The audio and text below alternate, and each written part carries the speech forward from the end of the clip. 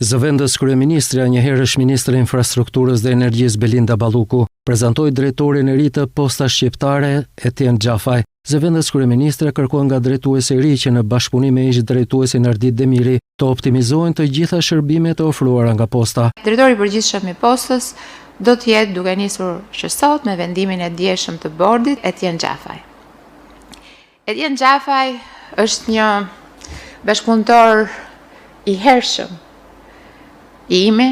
E thënë e gjitha kjo, sot drejtimi i Postës shkon në duart e një profesionisti të sprovuar, i cili ka një eksperiencë të gjatë në disa fusha të cilat lidhen ngushtësisht me objektin e Postës shqiptare dhe në bashkëpunim padyshim me Admirin, unë besoj që do optimizohet procesi i shërbimeve postare, por mbi të gjitha procesi i shërbimeve financiare. Unë besoj që Posta Shqiptare është një vlerë publike, më tepër se sa një shoqëri aksionere, më tepër se sa një institucion.